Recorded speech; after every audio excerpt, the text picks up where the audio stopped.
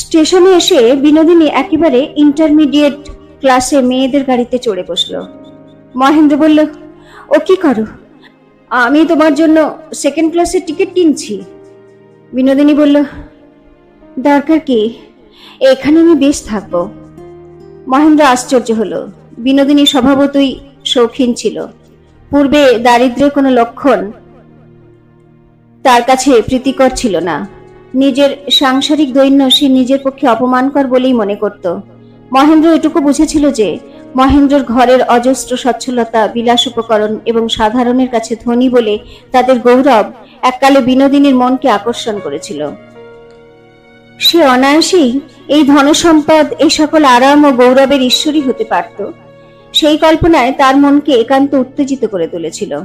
আর যখন মহেন্দ্রের উপর প্রভুত্ব লাভ করবার সময় হলো, না চেয়েও সে যখন মহেন্দ্রের সমস্ত ধনসম্পদ নিজের ভোগে আনতে পারে, তখন কেন সে এমন অসহ্য উপেক্ষার সঙ্গে একান্ত উদ্ধতভাবে কষ্টকর, লজ্জাকর দীনতা স্বীকার করে নিচ্ছে?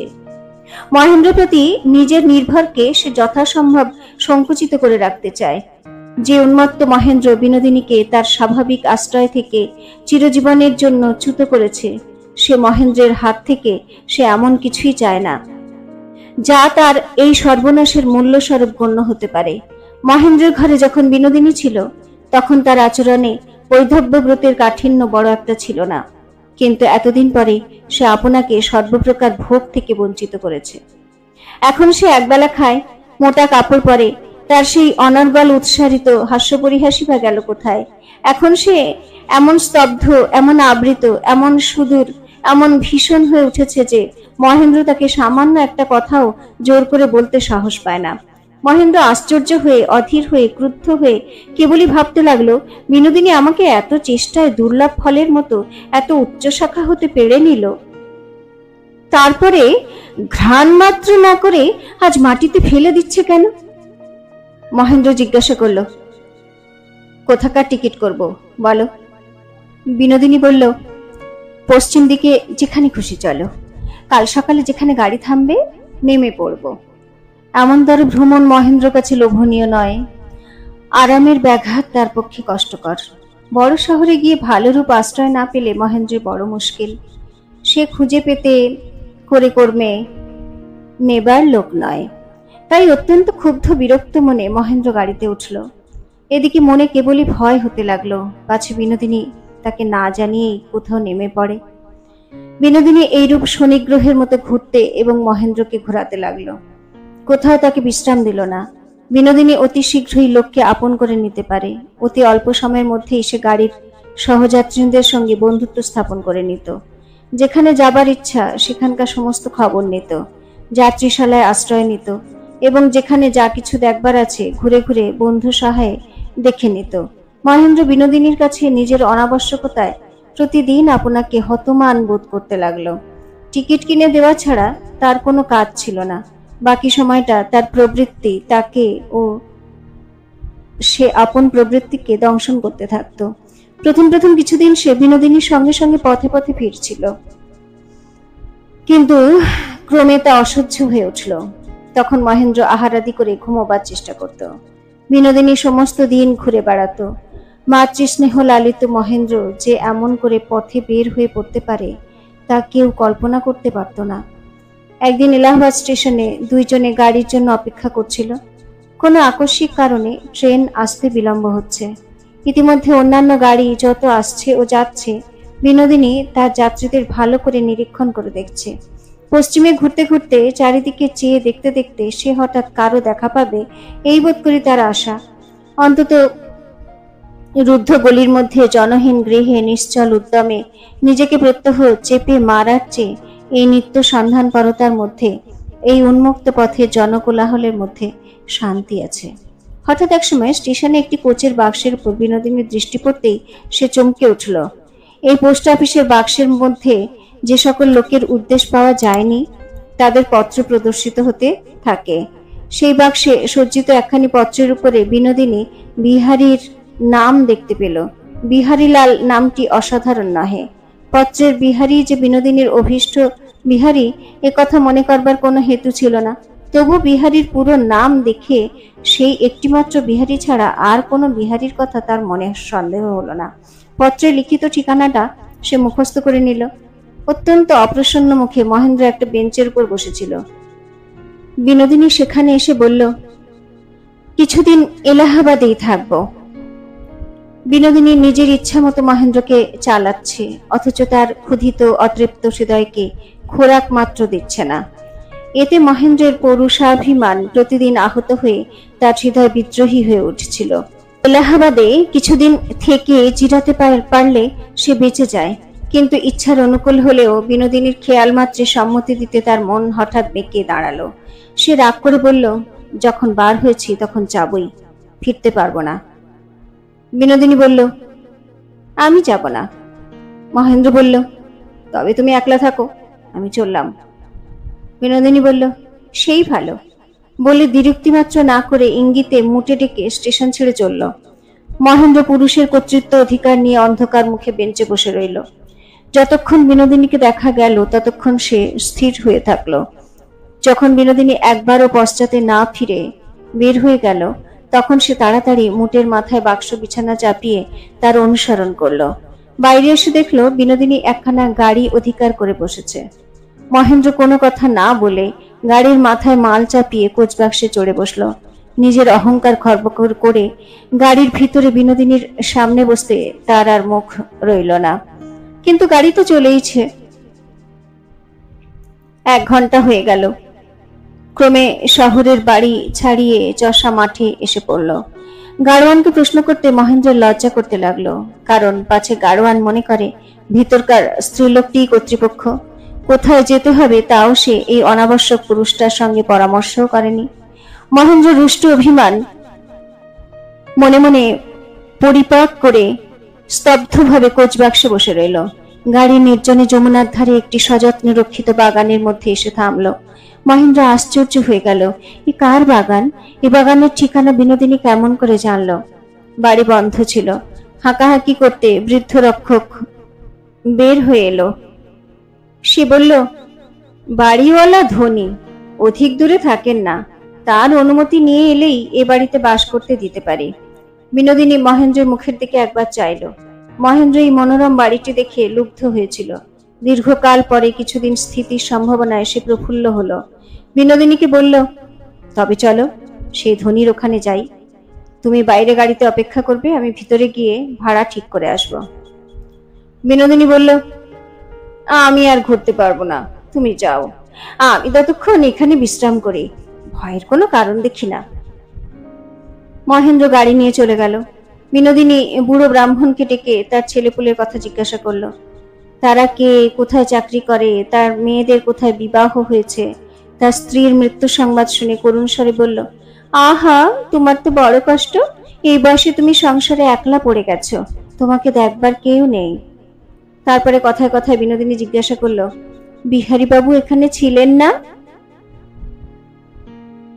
বৃদ্ধ বলল, হ্যাঁ, কিছুদিন ছিলেন তো বটে, মা যে কি তাকে চেনেন? বিনোদিনী বলল, তিনি আমাদের আত্মীয় হন। বিনোদিনী বৃদ্ধের কাছে বিহারীর বিবরণ ও বর্ণনা যা পেল তাতে তার মনে কোনো সন্দেহ রইল না। বুড়োকে দিয়ে ঘর খুলিয়ে কোন ঘরে বিহারী সুতো, কোন ঘর তার বসবার ছিল তা সমস্ত জেনে নিল। তার যাওয়ার পর থেকে ঘরগুলো যে বন্ধ ছিল তাতে মনে হলো যেন সেখানে অদৃশ্য বিহারীর সঞ্চার সমস্ত ঘর ভরে জমা হয়ে আছে, হাওয়ায় যেন তা উড়িয়ে নিয়ে যেতে পারেনি। বিনোদিনী তা ঘ্রাণীর মধ্যে হৃদয় পূর্ণ গ্রহণ করল, স্তব্ধ বাতাসে সর্বাঙ্গে স্পর্শ করল। কিন্তু বিহারী যে কোথায় গেছে সে সন্ধান পাওয়া গেল না। হয়তো সে ফিরতেও পারে, স্পষ্ট কিছুই জানা নেই। বৃদ্ধ তার প্রভুকে জিজ্ঞাসা করে এসে বলবে। বিনোদিনীকে এরূপ আশ্বাস দিল। আগাম ভাড়া দিয়ে বাসের অনুমতি নিয়ে মহেন্দ্র ফিরে এলো। হিমালয় শিখর যে যমুনাকে তুষার শ্রুত অক্ষয় জলধারা দিচ্ছে, কতকালের কবিরা মিলে সেই যমুনার মধ্যে যে কবিত্ব স্রোত ঠেলেছেন তাও অক্ষয়।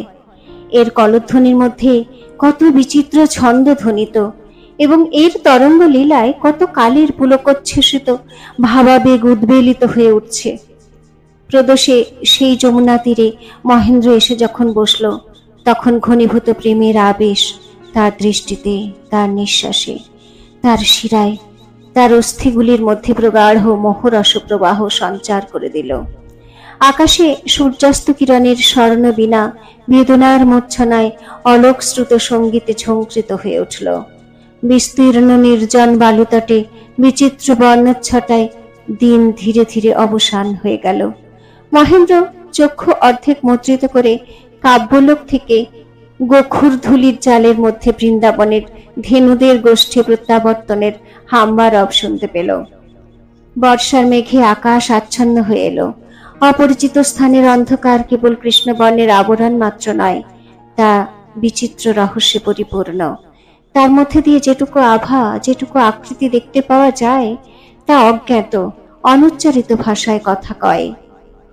পরপারবর্তী বালুকার অস্ফুট পাণ্ডুরতা, নিস্তরঙ্গ জলের মসি কৃষ্ণ কালিমা, বাগানে ঘনপল্লব বিপুল নিম্ব বৃক্ষের পুঞ্জীভূত স্তব্ধতা, তরুহীন ম্লান ধূসর তটের বঙ্কিম রেখা, সমস্ত সেই আষাঢ় সন্ধ্যার অন্ধকারে বিবিধ অনির্দিষ্ট অপরিস্ফুট আকারে মিলিত হয়ে মহেন্দ্রকে চারিদিকে বেষ্টন করে ধরল। পদাবলীর বর্ষাভিসার মহেন্দ্রের মনে পড়ল। অভিসারিকা বাহির হয়েছে। যমুনার ওই তটপ্রান্তে সে একাকিনী এসে দাঁড়িয়েছে। পার হবে কেমন করে? ওগো, পার করো গো, পার করো। মহেন্দ্রের বুকের মধ্যে এই ডাক এসে পৌঁছচ্ছে। ওগো, পার করো। নদীর পরপারে অন্ধকারে সেই অভিসারিণী বহু দূরে, তবু মহেন্দ্র তাকে স্পষ্ট দেখতে পেল। তার কাল নেই, তার বয়স নেই, সে চিরন্তন গোপবালা, কিন্তু তবু মহেন্দ্র তাকে চিনল।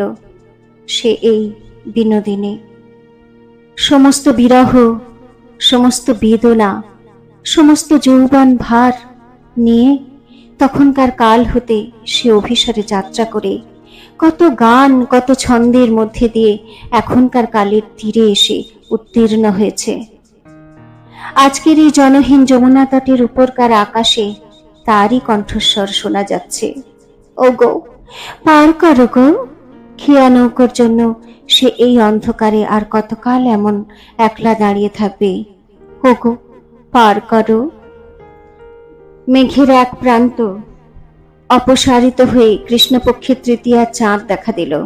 জ্যোৎস্নার মায়া মন্ত্রে সেই নদী ও নদী তীর, সেই আকাশ ও আকাশের সীমান্ত পৃথিবীর অনেক বাইরে চলে গেল। মর্তের কোনো বন্ধন রইল না। কালের সমস্ত ধারাবাহিকতা ছিঁড়ে গেল। অতীতকালের সমস্ত ইতিহাস লুপ্ত, ভবিষ্যৎকালের সমস্ত ফলাফল অন্তর্হিত। শুধু এই রজত ধারা প্লাবিত বর্তমানটুকু যমুনা ও যমুনা তটের মধ্যে মহেন্দ্র ও বিনোদিনীকে নিয়ে বিশ্ববিধানের বাইরে চিরস্থায়ী। মহেন্দ্র মাতাল হয়ে উঠল। বিনোদিনী যে তাকে প্রত্যাখ্যান করবে, জ্যোৎস্না রাত্রির এই নির্জন স্বর্গখণ্ডকে লক্ষ্মীরূপে সম্পূর্ণ করে তুলবে না, সে এটা কল্পনা করতে পারল না। তৎক্ষণাৎ উঠে সে বিনোদিনীকে খুঁজতে বাড়ির দিকে চলে গেল। শয়নগৃহে এসে দেখল ঘর ফুলের গন্ধে পূর্ণ। উন্মুক্ত জানালা দরজা দিয়ে জ্যোৎস্নার আলো শুভ্র বিছানার উপর এসে পড়েছে। বিনোদিনী বাগান থেকে ফুল তুলে মালা গেঁথে খোঁপায় পড়েছে, গলায় পড়েছে, কটিতে বেঁধেছে। ফুলে ভূষিত হয়ে সে বসন্তকালের পুষ্পভার লুণ্ঠিত লতাটির ন্যায় জ্যোৎস্নায় বিছানার উপরে পড়ে আছে। মহেন্দ্রের মোহ দ্বিগুণ হয়ে উঠল। সে অবরুদ্ধ কণ্ঠে বলে উঠল, বিনোদ, আমি যমুনার ধারে অপেক্ষা করে বসেছিলাম। তুমি যে এখানে অপেক্ষা করে আছো। আকাশের চাঁদ আমাকে সেই সংবাদ দিল, তাই আমি চলে এলাম। এই কথা বলে মহেন্দ্র বিছানায় বসবার জন্য অগ্রসর হল। বিনোদিনী তাড়াতাড়ি চকিত হয়ে উঠে দক্ষিণ বাহু প্রসারিত করে বলল, যাও যাও, তুমি এ বিছানায় বসো না। ভরাপালের নৌকা চড়ায় ঠেকে গেল। মহেন্দ্র স্তম্ভিত হয়ে দাঁড়ালো। অনেকক্ষণ তার মুখ দিয়ে কথা বের হলো না। পাছে মহেন্দ্র নিষেধ না মানে, এই জন্য বিনোদিনী শয্যা ছেড়ে এসে দাঁড়ালো। মহেন্দ্র বলল, তবে তুমি কার জন্য সেজেছ, কার জন্য অপেক্ষা করছো? বিনোদিনী আপনার বুক চেপে ধরে বলল, যার জন্য সেজেছি সে আমার অন্তরের ভিতরে আছে।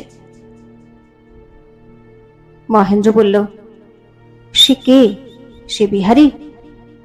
বিনোদিনী বলল, তার নাম তুমি মুখে উচ্চারণ করো না।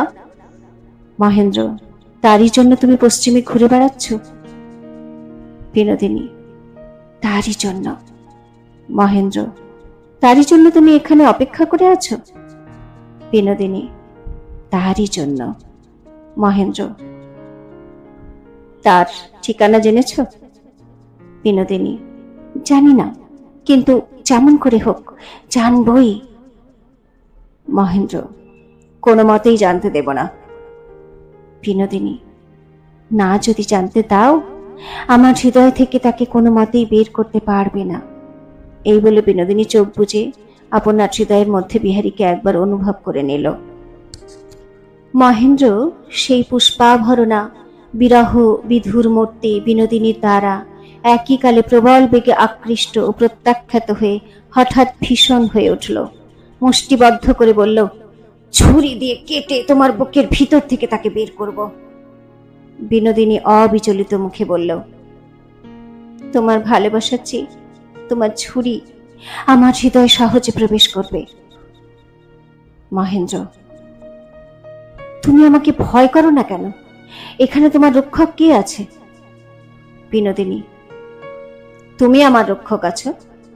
তোমার নিজের কাছ থেকে তুমি আমাকে রক্ষা করবে।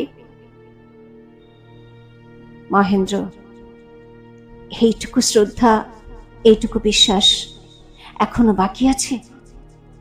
বিনোদিনী, তা না হলে আমি আত্মহত্যা করে মরতাম, তোমার সঙ্গে বের হতাম না। মহেন্দ্র, কেন মরলে না? ওইটুকু বিশ্বাসে ফাঁসি আমার গলায় জড়িয়ে আমাকে দেশ দেশান্তরে টেনে মারছ কেন? তুমি মরলে কত মঙ্গল হতো ভেবে দেখো।